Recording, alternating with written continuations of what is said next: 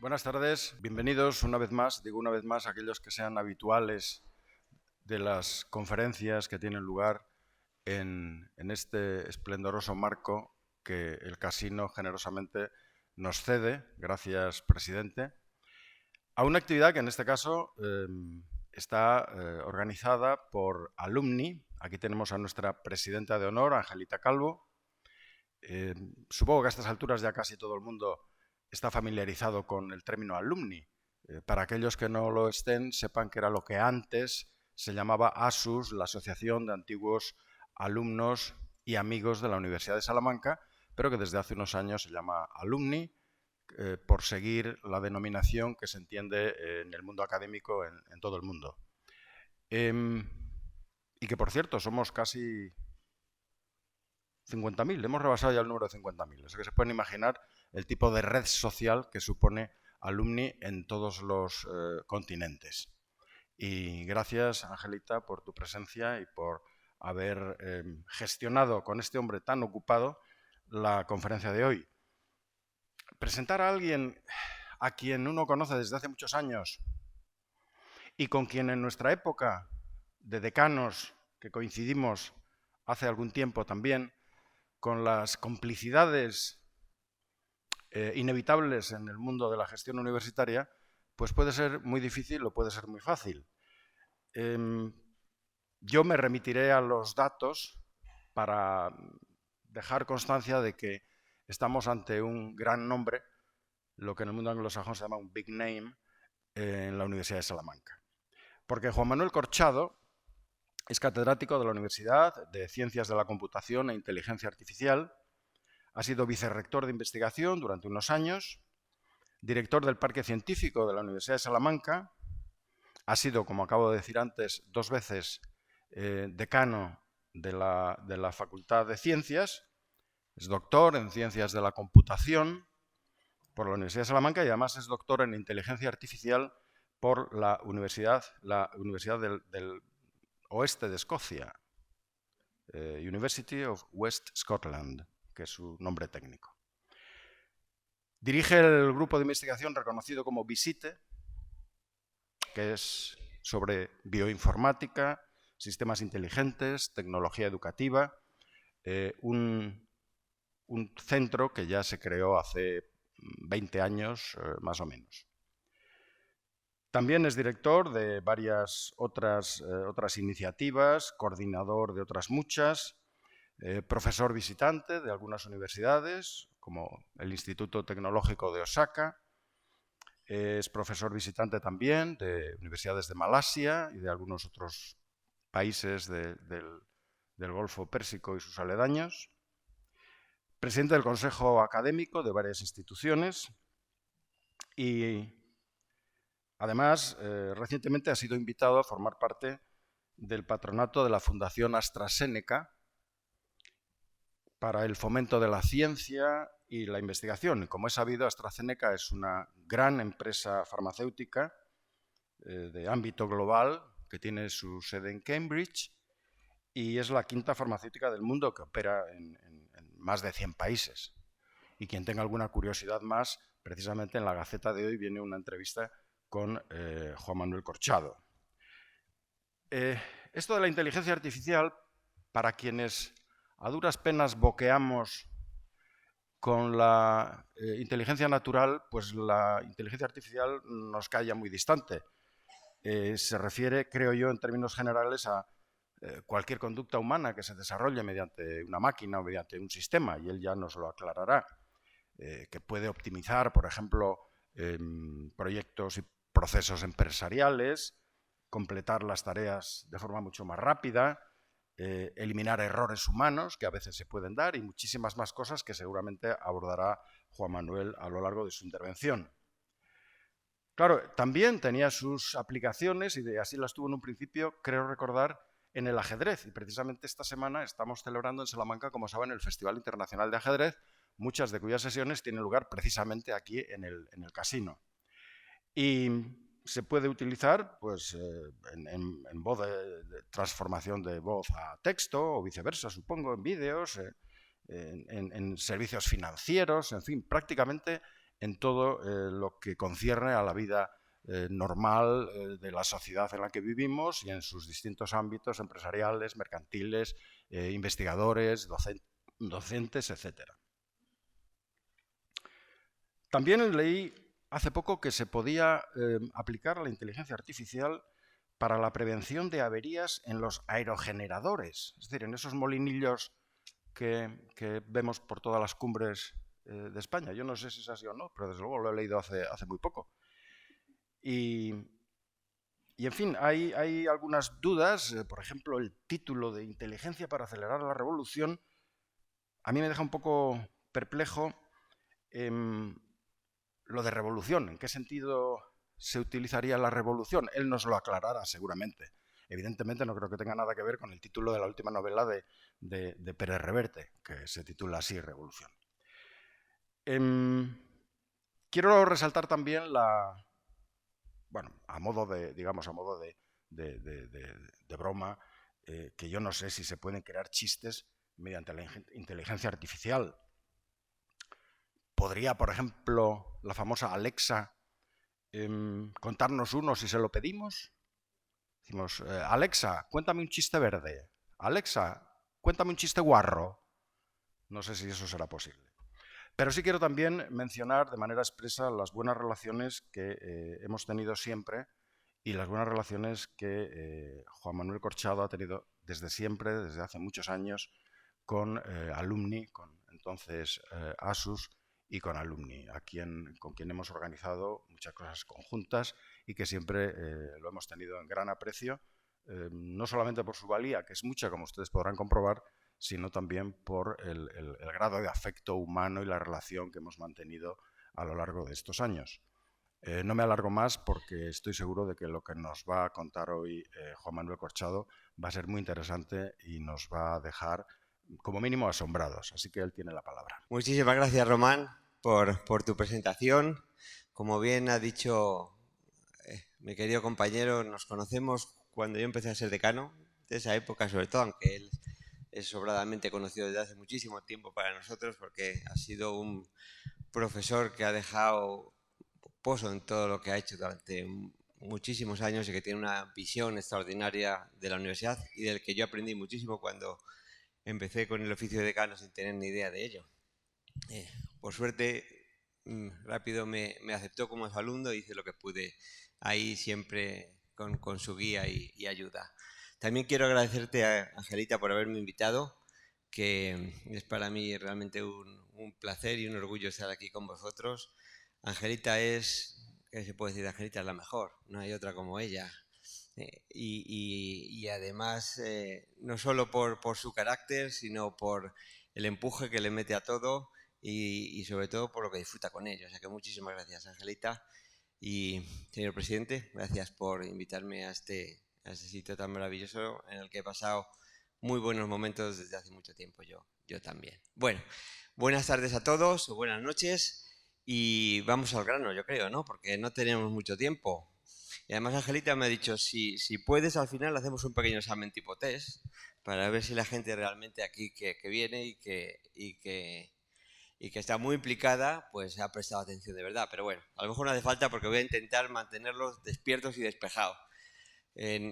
Hablando sobre un tema que muchas veces es áspero, que muchas veces es complejo, porque detrás de la inteligencia artificial no hay más que sentido común y matemáticas, ¿no? Cuando juntas eso, pues te puede dar pie a generar y a hacer cosas extremadamente complejas y también muy aburridas. Entonces, hoy me voy a quedar con la parte más divulgativa y didáctica de lo que hay en torno a este mundo y en torno a lo que, como bien ha dicho Román, es una revolución. Porque la inteligencia artificial lleva con nosotros años, y ahora lo veremos, décadas, desde el siglo pasado hasta ahí, y es algo que se convirtió en algo bastante aburrido para los que nos dedicamos durante años en ello, hasta comienzos de este siglo, donde vamos a ver algunos descubrimientos que hicieron que la inteligencia artificial cambiara y que diera pie a un cambio tecnológico de cuyos frutos nos vamos a beneficiar todos en los próximos años. Ya nos estamos beneficiando en algunas en alguna medida, pero el cambio que viene va a ser muchísimo más rápido y va a ser realmente una revolución a nivel médico, a nivel industrial, a nivel de transportes, a nivel de viajes, a nivel de las ciudades en las que vivimos y de los servicios que prestamos a los que aquí estamos. Pues bien, antes de comenzar, aunque ya me ha presentado a mí Román, yo simplemente soy uno más de un grupo de investigación, que es el grupo de investigación Visite de la Universidad de Salamanca, que es atípico porque somos muchos, trabajamos en esto y hay muy poquitos que seamos funcionarios, como yo. Casi todos trabajan porque hacemos proyectos que alguien nos paga. Y somos unas 120 personas aquí en Salamanca, en un contexto en el que los grupos de investigación que hay en este ámbito pues son realmente pequeños, de 4, 5, 6, 10 personas a lo máximo, con lo cual ha sido un reto y un hito para nosotros. Pero nosotros nos dimos cuenta hace unos años, yo particularmente, que el contexto en el que nos movemos y las necesidades que tenemos ahora implican que necesitamos una estructura que nos permita financiarnos mejor, más ágilmente, contratar mejor. Y ya todos sabemos, no vamos a hacer aquí mucho hincapié en ello, en que la universidad a veces pues es un poquito lenta a la hora de contratar, a la hora de reaccionar, normal, porque hay una burocracia que hay que llevar a cabo. Entonces, para resolver esto, hemos creado una fundación que es un centro de investigación en la que hay varios ayuntamientos y varias empresas como patronos y que ahora convertiremos en Centro Tecnológico Nacional. Será el primer centro tecnológico en enero, si todo va bien, acreditado por el Ministerio de Industria. También, junto con esto, hemos puesto en marcha un Digital Innovation Hub. Los Digital Innovation Hubs son las nuevas estructuras que Europa ha puesto en marcha para poder impulsar la investigación concretamente en territorios amplios, pero centradas en ámbitos concretos. Y nosotros conseguimos que nos acreditaran como centro de referencia para ser un Digital Innovation Hub en el ámbito del Internet de las cosas, ¿no? Que es básicamente esto de conectar todos los aparatos a Internet y poder actuar sobre ellos, ¿no? Bien, y con eso pues hemos empezado a damos cursos como los que tenemos y programas formativos para la policía. Hemos montado un curso en el que se han matriculado matrículas concretas, casi 1 millón de estudiantes el año pasado, de la mano de la Policía Nacional con Cyberwall Academy, y también nos hemos juntado con otros Digital Innovation Hubs que había en la región, en Burgos, en León, y con el centro que fomenta toda la investigación en Castilla y León, que se llama el ICE, el Instituto de Competitividad Empresarial, y hemos creado el DigiS3, que es otro digital de digital. Y con eso hemos conseguido uno de las pocas becas que ha dado la Comisión Europea para impulsar la investigación y el desarrollo tecnológico en pequeñas y medianas empresas, y nos han dado el primer proyecto de 3,5 millones y ahora vamos a pedir otros bastante más grandes una vez estemos consolidados. Bueno, pues a partir de aquí damos cursos y demás. Entonces, ¿qué es lo que hacemos nosotros? Pues inteligencia artificial, ¿verdad? Como hemos dicho, la inteligencia artificial es resolver problemas de forma automática a partir del conocimiento humano en determinados ámbitos. Pero claro, si no conoces el ámbito en el que quieres resolver el problema, pues mal asunto, ¿no? Entonces, hemos construido un grupo en el que, además de haber expertos en inteligencia artificial o en ciencia del dato, que también se llama ahora así como más moderno, pues hemos construido un grupo de gente que son expertos en ciberseguridad, porque vimos que la inteligencia artificial estaba utilizándose en el contexto de la ciberseguridad para crear proyectos o soluciones defensivas y también para atacar al enemigo. También hemos creado una unidad de bioinformática y neurociencias, que tenemos proyectos en los que trabajamos con temas médicos, y por eso en el grupo tenemos médicos, tenemos biólogos, tenemos farmacéuticos que trabajan en proyectos que están relacionados con ese ámbito, por ejemplo, para desarrollar un implante cerebral para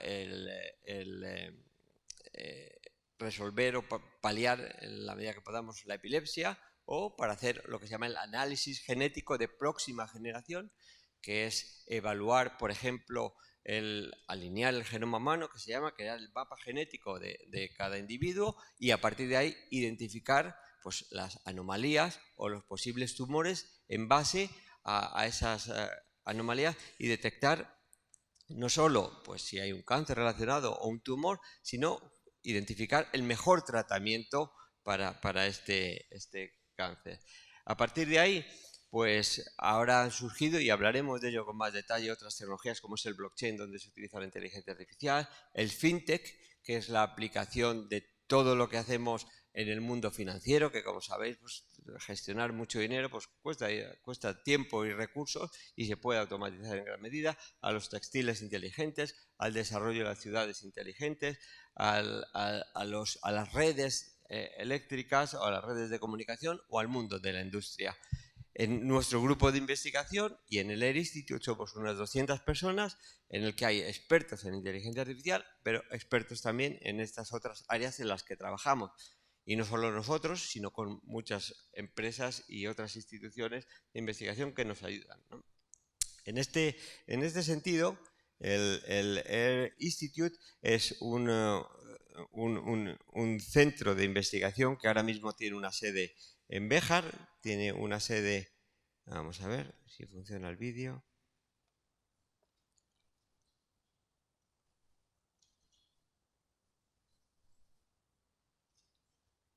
Bueno, tampoco se va a ver mucho, más que personas y trabajando. Vamos a ver. Ahora, bueno, pues básicamente es un centro que tiene una sede en Béjar, porque el Ayuntamiento de Béjar nos apoyó desde el principio, donde trabajamos en proyectos relacionados con textiles inteligentes, de carácter social sobre todo. Tiene una sede aquí, en Salamanca, tiene una sede en Valladolid y próximamente tendremos un edificio que estamos construyendo, que está construyendo el Ayuntamiento de Salamanca y donde nos ubicaremos. Y próximamente también tendremos otro edificio en Santa Marta de Tormes para bueno, pues tener mejor y poder crecer en la medida que tenemos que crecer, ¿no?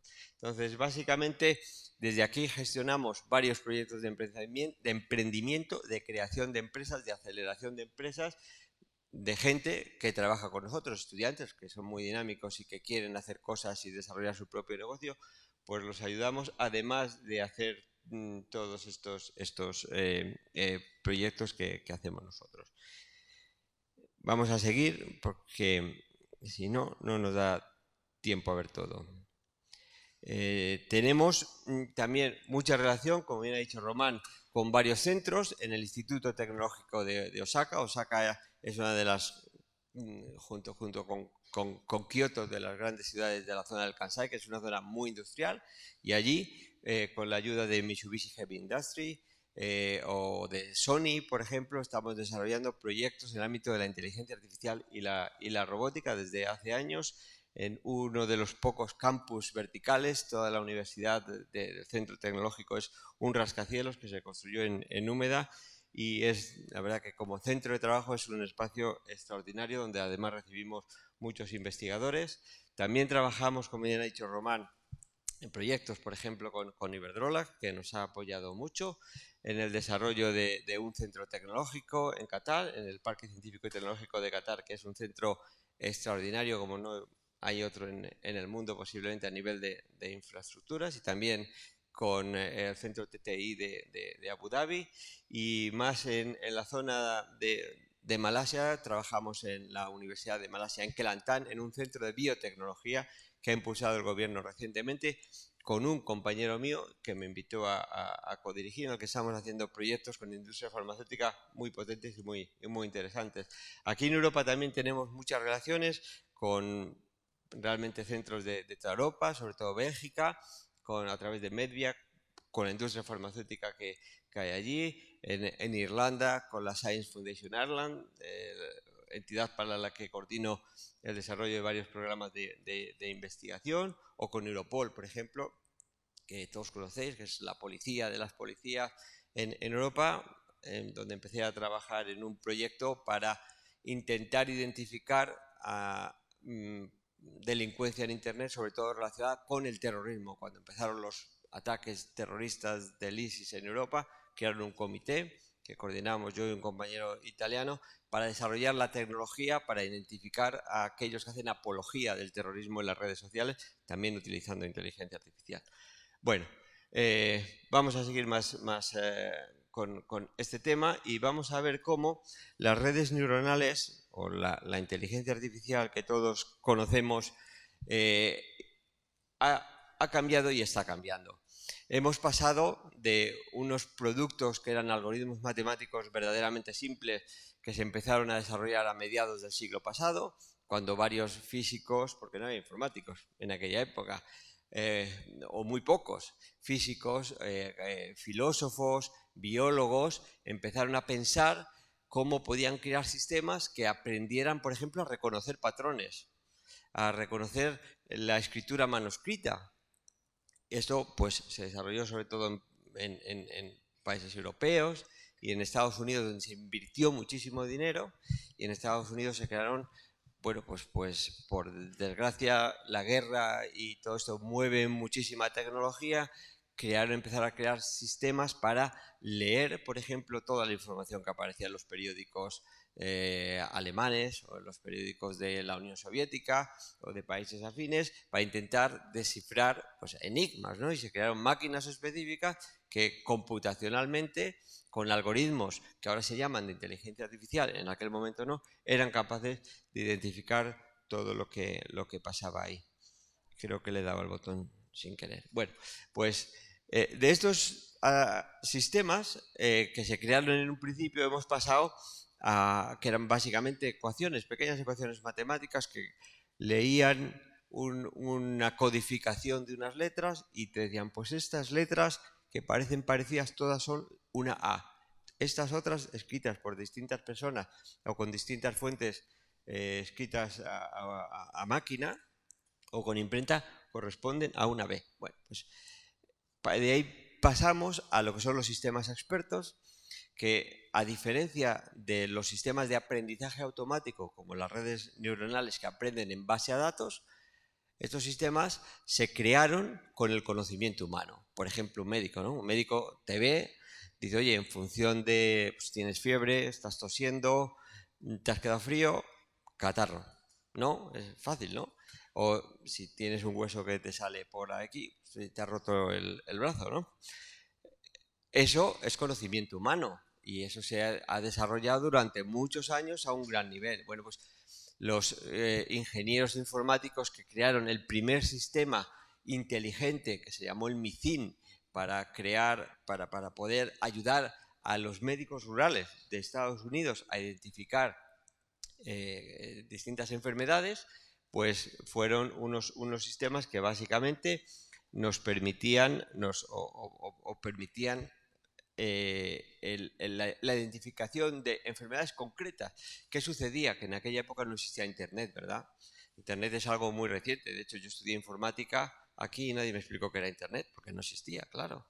O si existía, aquí no lo sabíamos. Lo que está claro es que en aquel momento la gente se empezó a dar cuenta de que existía conocimiento y existían datos, y se empezaron a construir los algoritmos genéticos, que son algoritmos que mediante prueba y error básicamente evolucionan algoritmos, evolucionan a ellos mismos y son capaces, como hace la evolución humana, ¿no? Un proceso de selección de los mejores para facilitar la evolución y mejorar la especie.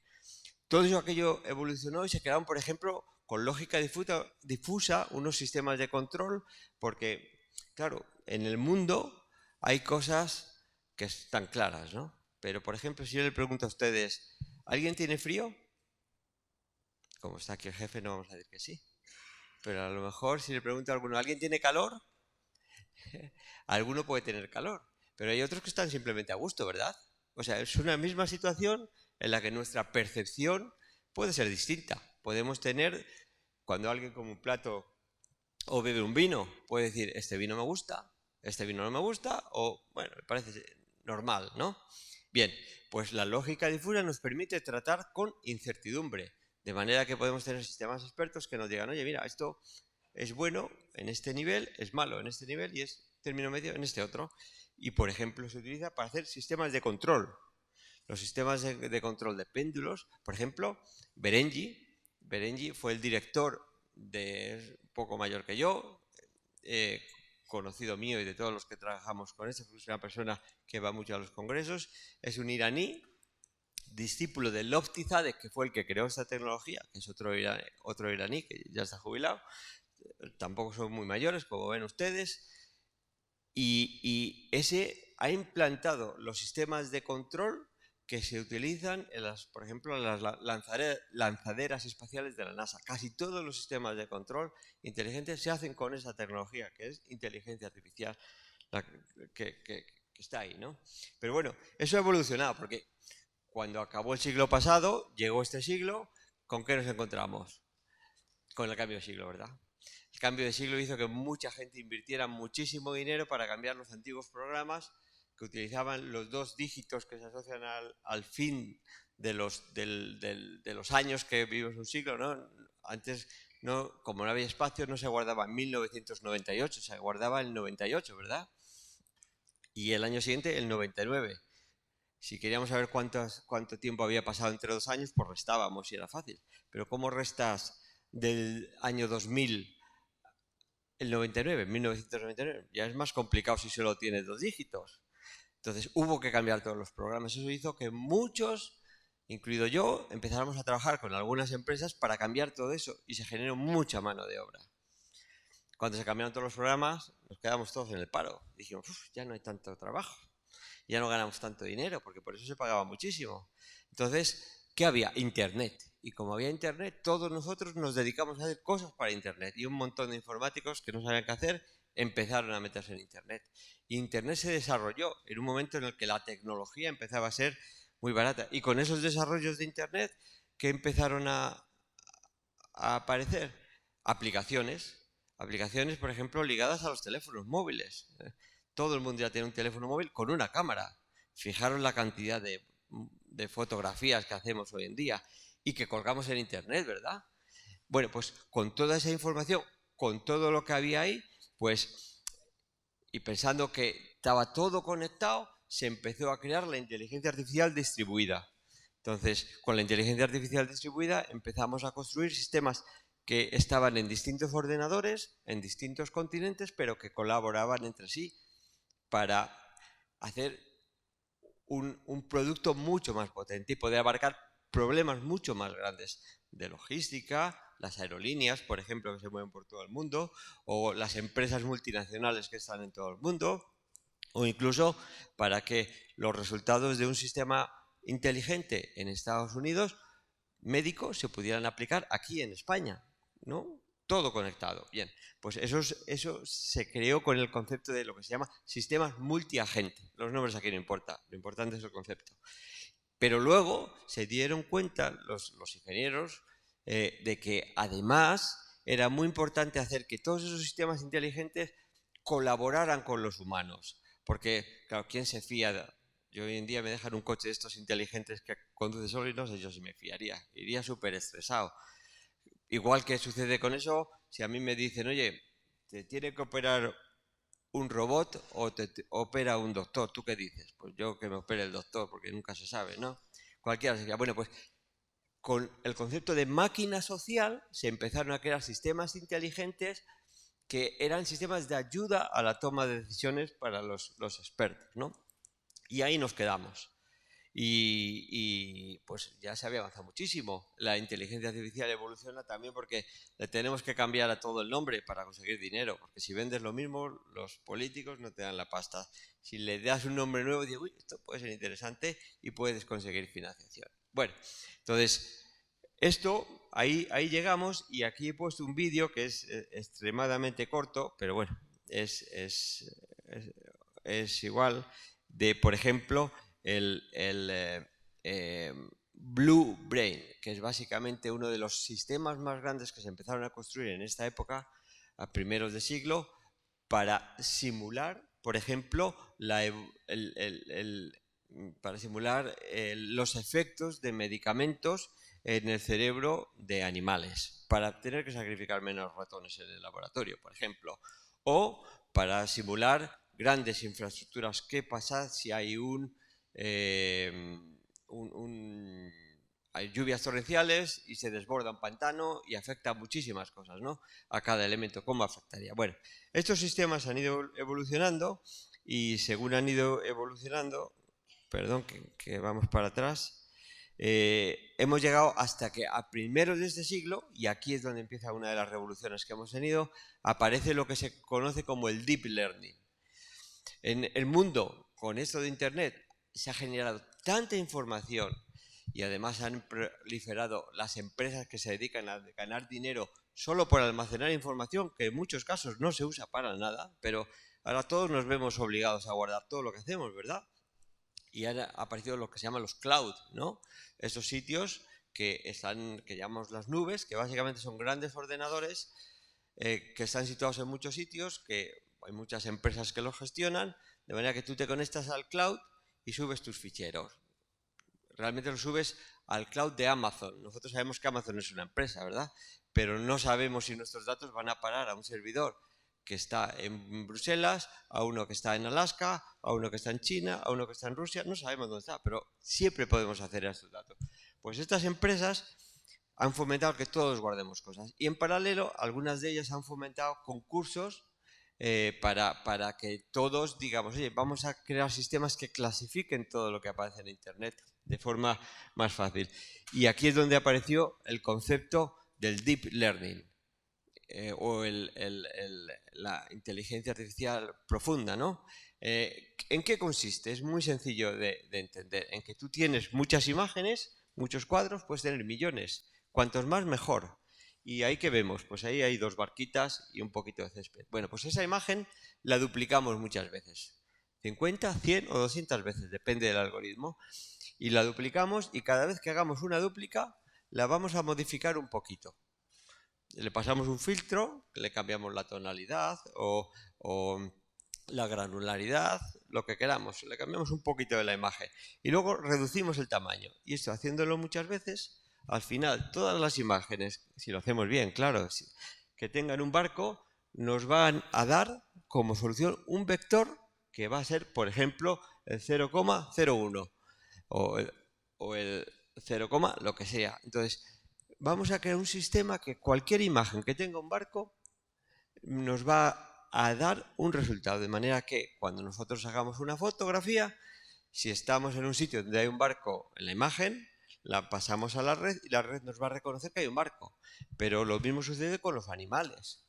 Tenemos muchas fotos de perros, muchas fotos de gatos, muchas fotos de coches. El sistema lo que hace es, mediante esto que se llama pooling y convolution, nuestro gran experto en inglés nos lo puede explicar con más detalle qué significan, pero básicamente es decir, oye, vamos a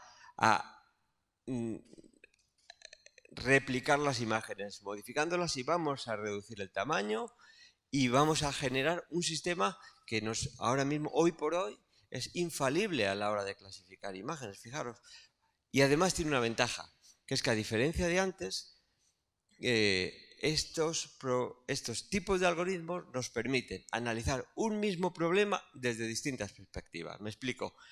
Hay gente que le tiene miedo incluso a la inteligencia artificial. Dice, las máquinas nos van a gobernar, las máquinas van a poder sobre nosotros y demás. Realmente no es cierto. Hoy en día, y será muy difícil que pase otra cosa, solo tenemos capacidad para hacer algoritmos que resuelvan un problema concreto.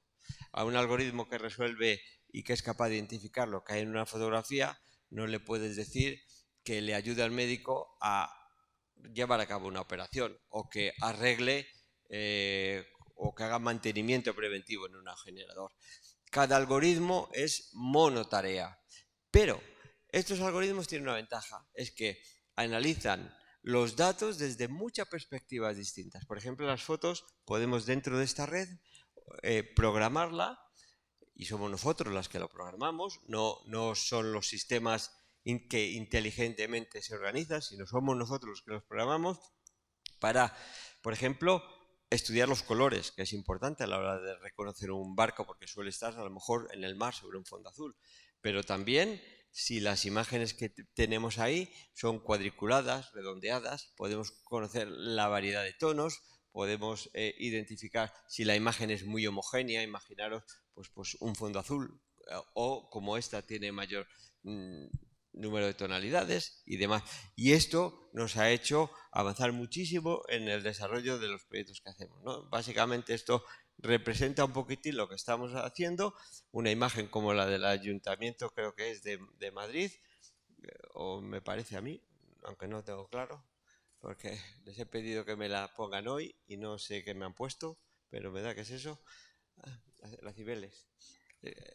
Es que esta Angelita ya había visto una imagen que tenía parecida al Taj Mahal y dije, vamos a cambiarla, que si no se va a creer que he hecho copy-paste, ¿no? Bien, bueno, pues cogemos cualquier imagen como esta, como esa está ahí filtrada, le pasamos distintos filtros y básicamente la transformamos en una matriz, vamos reduciendo el tamaño hasta que llegamos a algo pequeño que podamos controlar en función del tipo de clasificación, ¿no? Ese es otro tipo de, por ejemplo, los filtros que podemos hacer con las imágenes, que aquí son distintos. ¿Y qué podemos hacer con esto? Como bien ha dicho Román, podemos hacer desde agricultura inteligente, por ejemplo, este sistema. Eso es una máquina de sulfata que ven ahí arriba a la derecha y echa más o menos sulfato en función del fruto y del número y de las hojas, de la densidad de hojas de cada árbol. Eso supone un ahorro y además que no quemas el árbol o te quedas corto y llega la plaga. Tenemos aquí una imagen abajo en el centro del Da Vinci, que es un robot que se utiliza para operar pacientes, sobre todo los hombres, temas de la próstata y demás, no se operen si no es con un robot de esto. Obviamente el robot no opera solo. El robot opera dirigido por un experto humano que está sentado en esta cabina aquí a la izquierda cuando el paciente está tirado en la cama. Pero claro, la precisión, eso sí que lo podemos conseguir con la inteligencia artificial. O por ejemplo, cualquier tema de coordinación de cultivos. O arriba tenemos una fotografía de esta mañana de un proyecto que estamos haciendo nosotros precisamente con Iberdrola en Qatar. Bien, entonces, la inteligencia artificial realmente, ¿qué tiene? Pues nos ofrece hoy por hoy muchísimas posibilidades, pero esto es algo nuevo. Pues realmente hasta aquí tampoco he dicho nada que a lo mejor no sabía. Seguro que esto lo tenían meridianamente claro, las posibilidades de la inteligencia artificial, cómo había evolucionado y demás. Y aquí es donde llega la revolución. Cuando esto se convierte en una realidad, los ingenieros informáticos que queremos vender más proyectos nos tenemos que reinventar. Y aquí es donde aparece algo muy importante, que es el concepto de inteligencia artificial confiable. Porque ahora ya, como hemos dicho, nos vamos a fiar de que un aparato guíe nuestras vidas, de que un algoritmo guíe nuestras vidas, porque sabemos que los aparatos los programamos nosotros. Entonces yo puedo programar algo para que cuando yo vaya al Banco Santander, ese algoritmo me reconozca y me dé un préstamo a mejores condiciones, ¿no? O incluso al contrario, podemos decir, oye, a este tipo de personas no nos interesa darle un préstamo. Bueno, también se puede hacer. Entonces, lo que queremos es saber que los sistemas que no son comerciales, sobre todo, y los que son comerciales, pues tendrán que explicarlo, pero que cuando la inteligencia artificial dependa de organizaciones gubernamentales, que sea la que decida pues a qué zona se le da una subvención, quién se beneficia de ella y demás, pues lo haga con una ética razonable, ¿no? Entonces esto es lo que se llama el Trustworthy AI, ¿no? Que aquí utilizamos técnicos anglosajones porque casi toda esta ciencia pues está impulsada pues por el mundo anglosajón, por el mundo mundial, pero bueno, de alguna forma tiene mucho peso el inglés en ello, ¿no? Pero es básicamente, vamos a crear una inteligencia artificial confiable. Pero no solo eso, tenemos que construir una inteligencia artificial que utilice todos los datos que tenemos a nuestra disposición. ¿Cómo vamos a predecir el valor de la bolsa solamente conociendo los datos de cómo ha evolucionado la bolsa en el pasado. Y todos sabemos que no sirve de nada, ¿no? Si queremos predecir qué pasa con la bolsa, pues es muy difícil. Pues lo mejor es tener información privilegiada, ¿verdad? Si sabes que Putin de repente para la guerra, seguro que la bolsa sube, ¿a que sí? Bueno, pues vamos a intentar conseguir esa información privilegiada para crear algoritmos que sean capaces de mejorar lo que es más fácil, que es decir, que mañana va a pasar lo mismo que hoy, que el valor va a estar estable. Así, casi que aciertas con un porcentaje de éxito muy alto.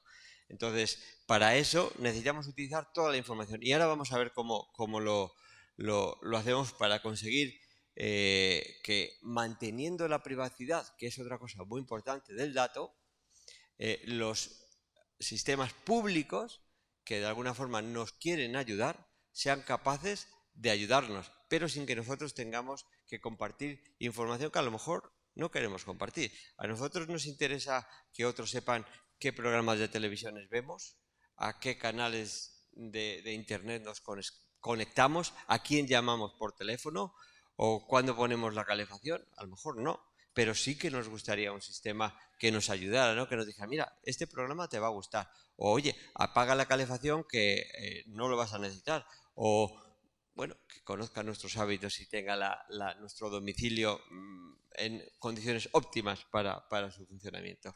Y en ese sentido, ahora tenemos muchos de los elementos en los que nosotros trabajamos que están dando soporte a esta revolución de la inteligencia artificial. Uno, en el medio lo tengo ahí, es el blockchain, que ahora pasaremos a ver qué es el blockchain. No sé si lo tienen claro, pero hoy me he propuesto que salgan de aquí todos sabiendo qué es el blockchain. Sé que algunos lo saben, han oído mucho hablar del Bitcoin, de las cadenas de bloques, pero a veces es difícil entender este concepto, pero hoy lo vamos a entender y eso creo que va a ser importante. Pero también tenemos que todo está conectado en Internet, muchas cosas. Vamos a ver cómo utilizamos esa información, pero no solo eso, tenemos el concepto de cloud y la evolución del cloud, que también vamos a ver, que se llaman los espacios de datos o los data lakes, los lagos de datos, como dicen los anglosajones. Y a partir de ahí, pues vamos a ver cómo con este nuevo concepto de inteligencia artificial confiable o fiable, vamos a crear los productos que nos está demandando la sociedad.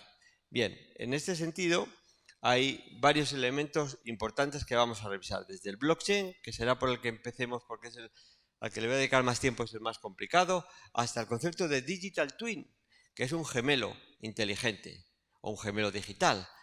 ¿Para qué sirven los gemelos digitales? Vamos a verlo porque estos ya son conceptos. Lo del blockchain es más complicado. Los otros son conceptos muy sencillos de entender y pasaremos más rápido, tecnológicamente complejos de implementar, pero como concepto no tenemos que dedicarle tanto tiempo. Vamos a ver lo que es el Big Data y cómo se utiliza, eso lo tenemos controlado, ¿verdad? Los espacios de datos a los que acabo de hacer referencia, lo que se llama el Edge Computing, que es algo que está también revolucionando la inteligencia artificial, es cómo hacer que los sensores que tenemos en las máquinas, en nuestras casas, en los ordenadores, en cualquier sitio o en cualquier electrodoméstico, tengan la suficiente inteligencia como para ser autónomos y hacer que esa red, ese internet que tenemos, pues tenga una menor latencia. Quiere decir que haya menos datos y vaya todo más fluido porque no estamos sobrecargando la red y además evitamos problemas de seguridad. El tema de todo lo que se llama ahora mismo la regulación con respecto a la inteligencia artificial, que en eso España es pionero y esto se arbitra con un proyecto que se llama la sandbox de la inteligencia artificial. Vamos a ver qué es ese concepto porque lo empezarán a oír a partir de ahora. Mucho es un marco regulatorio para que todo esto funcione y todos tengamos los mismos estándares. Luego les mencionaré una pequeña plataforma que hemos hecho nosotros, con la que ya hay muchas empresas trabajando, pero que se la dejo a su disposición porque pueden pedirnos un usuario y una clave y hacer sus primeros pinitos en el ámbito de la inteligencia artificial de forma muy sencilla y con unos vídeos que guían. Bueno, en ese sentido vamos a hablar del blockchain. Blockchain básicamente es un término que se ha creado para inspirar lo que se llama confianza y transparencia. es, por ejemplo, es equivalente a los libros de contabilidad, ¿no? En un libro de contabilidad están paginados, ¿verdad? Cada libro tiene una página y ahí se van haciendo los apuntes contables. ¿Qué sucede? Que si alguien quiere hacer trampas, tiene que romper una página y hay un salto de número. Entendemos que el que revisa eso, pues se puede dar cuenta de que es posible fraude, ¿no? Ahí sí nos explica bien. Bien, entonces, blockchain es como un libro contable que impide que nosotros podamos hacer trampas y falsificar la información con la que trabajamos. A ver, nosotros aquí en España tenemos los notarios, ¿verdad?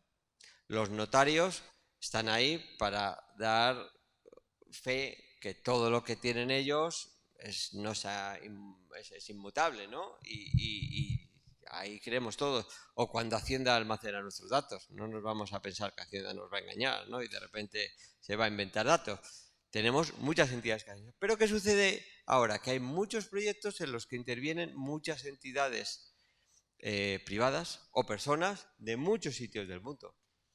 Entonces comparten información o intercambian información o incluso intercambian dinero y luego vamos a ver algunos ejemplos.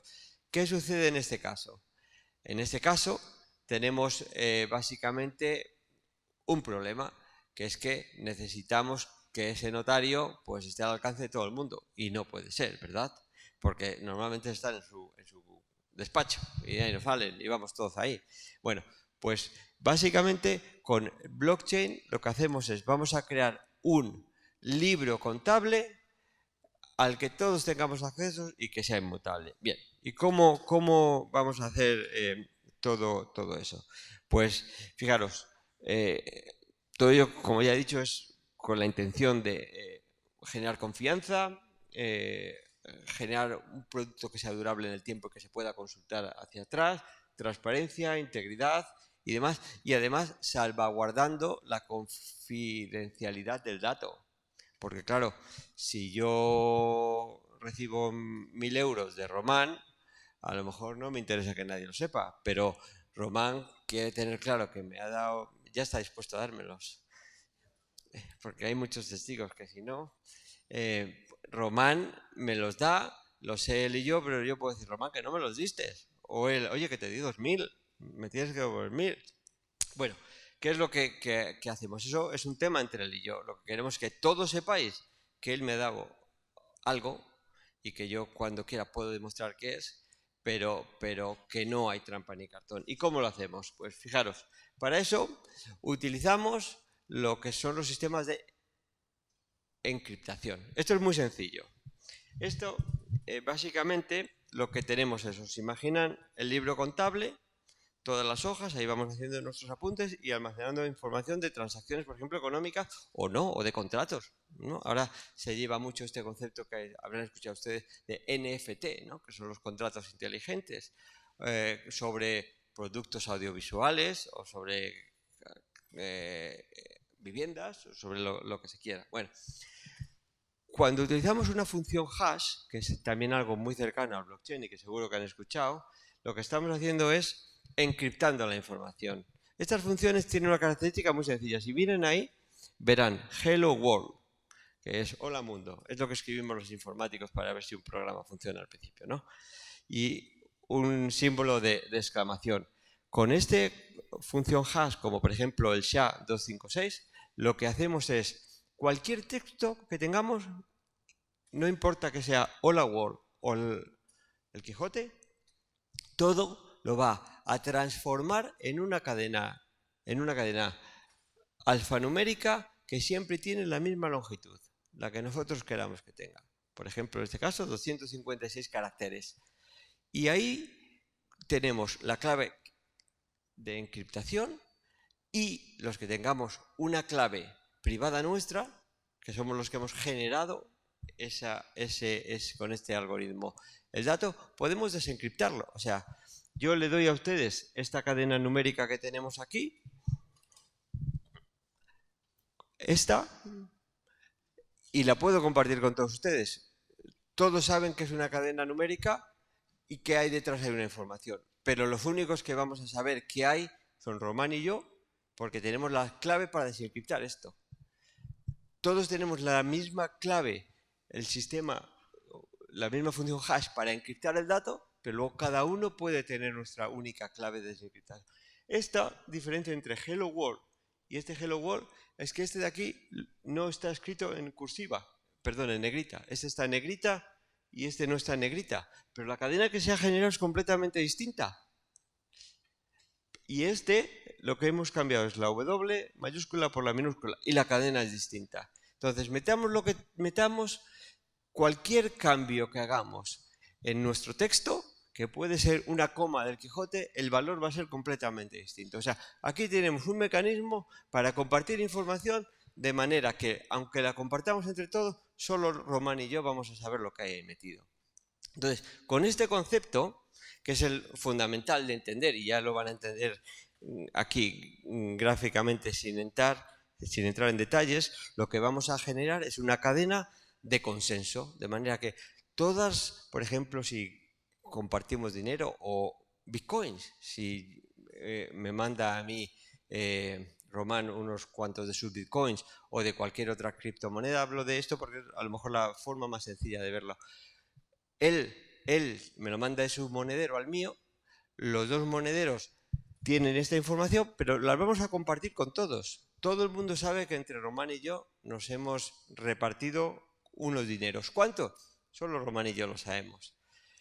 Y si algún día hay un problema entre Román y yo, lo que hacemos es le preguntamos a la cadena, oye, como hay muchas copias en todos los nodos, ¿quién tiene razón, Román o yo? ¿Quién es la wallet o el monedero que tiene razón? Y si hay alguno que ha hecho trampa, pues va claramente, como la mayoría o todos los demás nodos van a tener la información real, vamos a comparar y nos van a decir, oye, que no, que Román tenía ahí toda la pasta y no lo has podido engañar. Y te ha dado lo que te ha dado y nada más. Entonces, lo que tenemos que hacer es, esto se ve aquí muy fácilmente, bueno, no tanto, porque casi no van a ver esta flecha que hay aquí. Lo que hacemos es, esto es un bloque, aquí almacenamos todos los datos, aquí pone dato 1, pero podemos meter aquí el Quijote, aquí la Biblia, o podemos meter un contrato, o podemos decir que yo le he dado a Román tanto dinero, en bitcoins, o en pesetas, o en lo que sea. Y con eso generamos el hash, que es esta cadena que hay aquí, como la que vimos antes. Que esta cadena es una cadena única que tiene esta información que hay aquí. Y a partir de aquí, lo que hacemos es este hash. Ahora, como hay mucha gente intercambiando dinero y entre nosotros o otros que formen parte de nuestra blockchain, lo que hacemos es la ponemos aquí y lo que hacemos es metemos el hash de la última transacción que se ha almacenado. Y volvemos a generar un hash que incorpore esto más todos estos datos que hay aquí. Con lo cual hacemos una cadena en la que la información que hay aquí también es esta, con independencia del tamaño, porque está aquí enganchada. Y luego, si le damos a la siguiente, podemos crear otro bloque que tiene esta información, porque tenemos esto, que además incluye a esto de aquí. Entonces generamos una cadena de bloques con información desde el primer día. Entonces el blockchain, el Bitcoin, almacena información de todas las transacciones hechas desde el primer día y se puede ir hacia atrás en la cadena. ¿Entienden? ¿Sí? Entonces, de esta forma, claro, aquí estamos creando la cadena de bloques. Perfecto. Pero lo que tenemos que hacer ahora es que todos aquellos que están interesados en participar en esta cadena de bloques pongan al servicio de la cadena de bloques unos ordenadores grandes y estos ordenadores van almacenando todos estos bloques de manera que está todo replicado. Entonces, por ejemplo, podemos tener una empresa como Telefónica, la Universidad de Salamanca, una de Potación, el Ayuntamiento de Tokio, yo qué sé, Amazon. Todo el mundo puede tener ahí información y claro, cuantos más nodos tengamos, más se replica la información y más garantías tenemos de que bueno, la blockchain no se puede manipular, porque si solo hay 2 nodos y manipulas uno, pues ya estás perdido. Si hay 3 nodos y manipulas 1 o 2, ya no sabes. Pero si hay 1000 nodos o 2000 nodos, poner a todos esos nodos de acuerdo para manipular igualmente una blockchain es imposible, es muy difícil. Muy difícil, a no ser que llegue y se convierta en una realidad la informática cuántica. Con la informática cuántica podemos hacer los cálculos necesarios como para revertir todo el proceso. O sea que el día que llegue esto vamos a tener problemas con las cadenas de bloques actuales, pero ya se está creando, se está trabajando en una nueva generación de cadenas de bloques que impida que si algún día llegan a funcionar los ordenadores cuánticos y sirven para algo, cosa que yo personalmente dudo, pues no pase nada, ¿no? Entonces, bueno, ahí estamos. Entonces, ¿ha quedado claro este concepto? Una cadena de bloques que se comunican entre sí para, de alguna forma, repartir información y que todos, sin necesidad de un notario, podamos tener la misma idea de lo que está pasando, manteniendo, importante, la privacidad del dato, que también es importante porque, claro, no todo lo que hacemos tiene que ser público. Bien, a partir de ahí, aplicaciones, pues eso lo tenemos en las monedas, es la base de todas las criptomonedas que hay en el mundo. Luego hay muchas formas de generar criptomoneda, eso ya no nos vamos a meter ahí.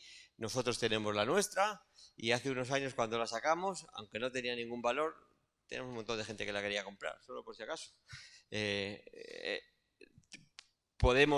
Tenemos proyectos de gestión de arte o de gestión de inmuebles, también con esta tecnología que hacemos para empresas de construcción, ahora con el concepto este de NFT, no vamos a entrar ahí tampoco, en temas de formación, porque todas las universidades, hay un proyecto para que todas las universidades que quieran se puedan unir, por ejemplo, y generar sus certificados de manera con esta tecnología, de manera que yo cuando voy a presentar mi currículum ante una entidad para que me dé trabajo, le digo, mira, este es el link a todos mis certificados de las distintas universidades y ellos pueden validarlo contra la universidad porque yo les voy a dar una clave para que accedan a esa información y eso está replicado en todas las universidades, entonces no hay forma de mentir porque hoy en día con esto de las fotocopias, ¿no? Podemos ser casi lo que queramos, según cómo.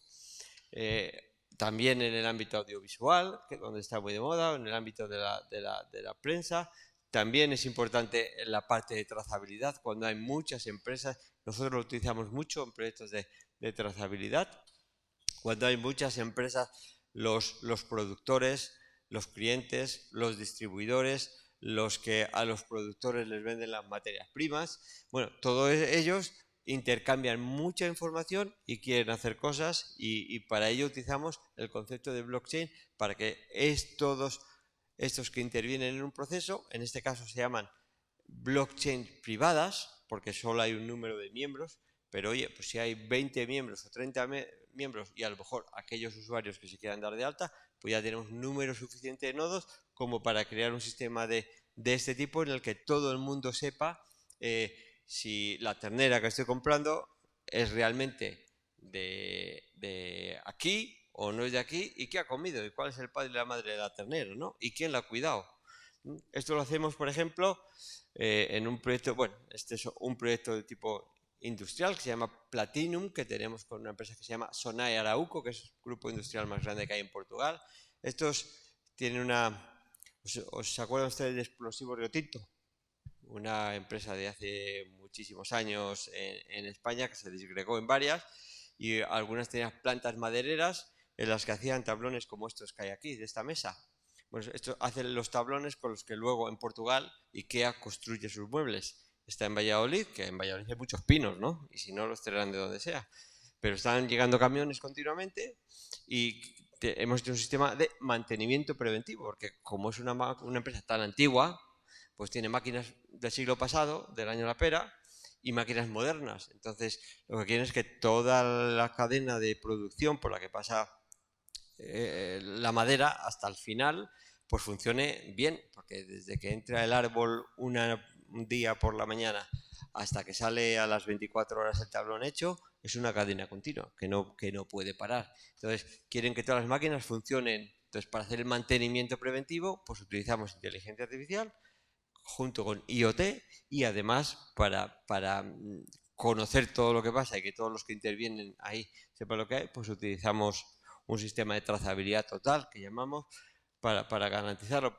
Proyecto SOSBAN es un proyecto muy, muy bonito, impulsado por varios compañeros de Julio, que está por aquí con nosotros, por Fernando, para la trazabilidad del ganado, de la carne de vacuno de aquí de Salamanca. Entonces, aquí en esta blockchain hay información de todo, desde los piensos que consumen, de dónde se cría la vaca, de dónde ha salido la vaca o el ternero, hasta dónde se ha matado, cuándo se tiene que consumir, de manera que cuando el cliente va al lineal del supermercado puede hacerle con su cámara de su móvil una foto al código QR y saber todo, sabiendo que es información garantizada porque está en una blockchain compartida por toda la cadena de valor del producto. Bien, y esto lo hacemos también para el mundo del vino, sobre todo con varias bodegas, pago de carrovejas, tenemos los proyectos más grandes y somos capaces no solo de saber cuánta agua por litro de vino han utilizado en cada botella, sino sabemos quién se bebe su botella de vino en Japón, cuando llega a Japón. Ellos están interesados en conocer todo ese tipo de cosas, ¿no? Y ahí, pues esto lo aplicamos mucho en proyectos de ciudades inteligentes, en temas de viajes turísticos, en temas de bioinformática y neurociencias. Y bueno, en fin, ya no sigo más hablando de blockchain. Vamos a pasar al siguiente. Los Digital Twins. Los Digital Twins, aquí tengo un vídeo que es un poquito largo, voy a pasarlo rápido para no extenderme demasiado. Básicamente es algo que nos hace ahorrar mucho dinero a la hora de desarrollar sistemas inteligentes muy complejos. Como vamos a ver ahora, estos sistemas inteligentes, cuando tú, por ejemplo, quieres montar una fábrica de producción de vacunas como esta, o cuando quieres montar una gran ciudad, como luego, si puedo, vemos un vídeo de Neon, no sé si conocen el proyecto Neon, o la línea también lo llaman en algunos. Es la mayor ciudad inteligente que se está construyendo en el mundo en Arabia Saudí. Es un concepto interesante. Todos estos proyectos son tan caros que en uno no puede fallar, porque como falle, pierde muchísimo dinero. Entonces lo que hacemos es hacer una simulación de lo que va a pasar en determinadas condiciones y eso se llama un gemelo inteligente. Construimos una recreación de lo que vamos a hacer en real, pero dentro de un ordenador, para probar, por ejemplo, cuando construimos, imagina, un barco, queremos saber si va a flotar, queremos saber si este barco cuántas fuerzas va a poder resistir, qué olas va a poder resistir, cuál va a ser su velocidad de crucero más adecuada. Bueno, pues lo mismo sucede con las ciudades y las fábricas. Cuando las proyectas, quieres saber si los lineales estos tienen que estar a 80 centímetros o a 1 metro de distancia, porque son datos estratégicos muy importantes. ¿Qué tipo de máquina? ¿Qué calor desprenden estas máquinas? ¿Cuál tiene que ser el tipo de ventilación óptimo? Todo ese tipo de cosas las podemos simular. Por ejemplo, ahora nosotros tenemos un proyecto en el que estamos simulando cómo deben intentar que sean los desalojos de los estadios en el Mundial que va a haber en Qatar. Es un proyecto de Microsoft con Siemens, en el que nosotros estamos trabajando en la parte de inteligencia artificial, porque lo que quieren es que las aficiones no se junten y no se peleen, pero quieren que todas lleguen al metro. No se va a poder conducir por allí, han comprado una flota de unos 1.200 autobuses eléctricos, todo el mundo lo van a desplazar en autobuses y va. Entonces hay que guiar a la gente para que, sin enfrentarse a las aficiones, puedan tener. Para eso lo construimos en base a retos, pero también tenemos que saber cuál es la velocidad de desalojo de cada uno de los estadios que hay ahí. Y entonces eso, como está toda la información, pues podemos crear sistemas que simulen cualquier tipo de acontecimiento. Imagínense que hay una tormenta porque en Qatar también hay tormentas, son inusuales, pero si hay unas tormentas suelen ser lluvias torrenciales y se inunda todo, porque tampoco es que tengan los mejores sistemas de desagüe y la mitad del tiempo están llenos de arena y de polvo. Entonces, todo ese tipo de cosas hay que contemplarlas. Bien, importante también, vamos a ver, el concepto de Big Data. Este lo tienen bastante claro, ¿verdad? Es cómo manejamos grandes cantidades de información. Big es de grande, data es de datos, pues multitud de datos. Esto es un concepto que se han inventado algunos para hacernos pagar mucho dinero, ¿no? Todos pagamos algo de dinero a, yo que sé, a Amazon o a Google para tener nuestra información que ya tenemos en nuestros ordenadores, pues en un cloud por si acaso, ¿no? Pero las empresas que generan muchos datos también, y es muy difícil a veces almacenar datos. Por ejemplo, os imaginen en empresas de electricidad que leen datos de todos los contadores de luz, o empresas que controlan la iluminación de grandes ciudades, o no sé, solamente en Doha hay 1,5 millones de cámaras grabando información continuamente. Eso no lo ve ni Dios, ¿no? Bueno, a lo mejor Dios sí, pero tiene que prestar mucha atención. Pero desde luego nosotros no somos capaces, ¿no? Tenemos que procesar la información de todas esas cámaras para identificar altercados o posibles problemas y solo ver ese momento. Aún así se necesita mucha gente porque la inteligencia artificial no es tan afinada. Pero tenemos ese concepto de vamos a almacenarlo todo en las nubes estas que tenemos por ahí, que son grandes servidores que están en todo el mundo, en sitios fríos, así se ahorran un poquito en sistemas de ventilación, o a lo mejor interesa que estén en sitios cálidos porque no hay otra, por motivos estratégicos.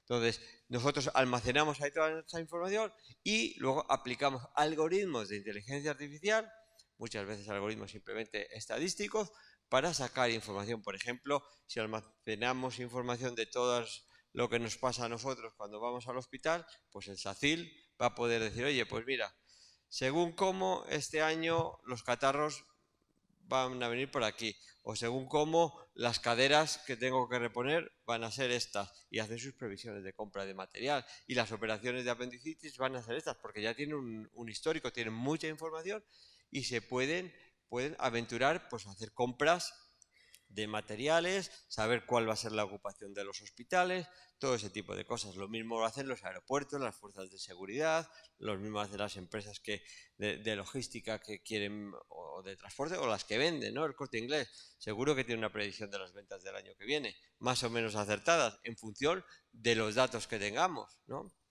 Bien, pues con todo eso realmente se están generando sistemas muy importantes que ahora están transformándose en otro concepto, que es otra de las revoluciones de las que vamos a hablar ahora, más novedosa, que es el concepto de espacio de datos. Espacio de datos, esto no sé quién se lo ha inventado, pero es algo que ya se hacía, pero ahora se le ha dado un nombre. Y en Europa en concreto, ahora tenemos en España una línea de financiación de proyectos de investigación que viene ligado a otras de proyectos estratégicos para las comunidades autónomas, que se llama RETEC, y esta es, queremos que España se transforme en un país en el que tenga un montón de espacios de datos o de lagos de datos especializados.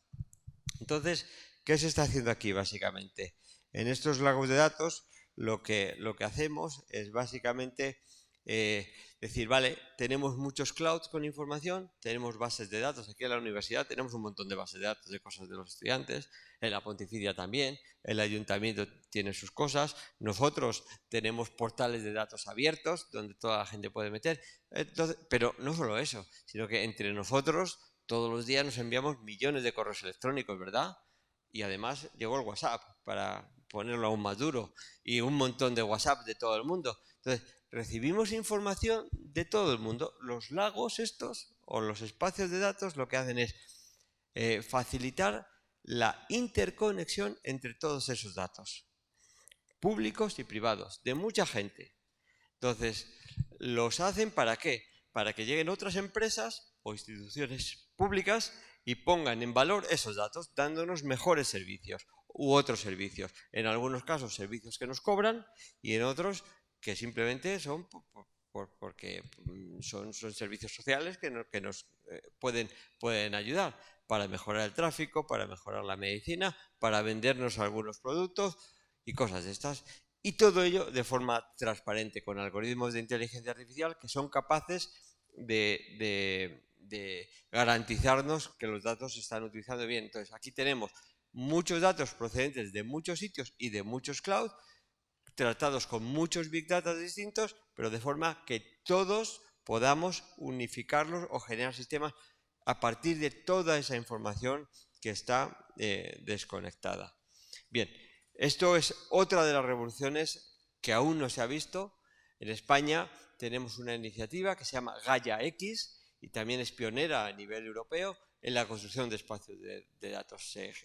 A nivel nacional se gestiona desde la Comunidad de Castilla-La Mancha, pero nosotros, como Air Institute, fuimos uno de los pioneros y formamos parte del comité de gestión de ese espacio de datos que es Gaia X. Vamos a tirar para adelante y hablar rápidamente del Edge Computing. El Edge Computing es una tecnología que básicamente nos permite llevar la inteligencia a sitios muy pequeñitos, a sensores. Por ejemplo, les voy a poner un caso claro de un proyecto real nuestro, que también, vuelvo a repetirlo, estamos haciendo con una empresa de electricidad. Fijaros, hasta ahora los contadores que tenemos nosotros en nuestra casa, que se llaman contadores inteligentes, ¿verdad? Son de distintas marcas. Estos contadores lo que hacen es envían información de lo que nosotros consumimos a una nube de la empresa del contador, ¿verdad? Si la empresa es Siemens, pues se la envían a Siemens, que tendrá una nube en Alemania, aquí en España, donde sea. Y la empresa que nos proporciona a nosotros electricidad se conecta a esta nube, Iberdrola o Endesa, se conecta, o la que sea, ¿no? Se conecta a esta nube y se baja esta información. Esta información la mezcla con otra información que tenga, por ejemplo, de la temperatura, de las predicciones de temperatura que va a hacer, información que tenga del barrio en el que nosotros vivimos, porque hay barrios de distintos tipos, bueno, con otra información. Entonces, todos ellos cogen la información y aquí ya, pues con esta información ellos nos venden productos, los que quieren, ¿no? Cada uno pilla lo que puede y nos lo vende. ¿Qué sucede con eso? ¿Y cuál es el problema que tenemos ahí?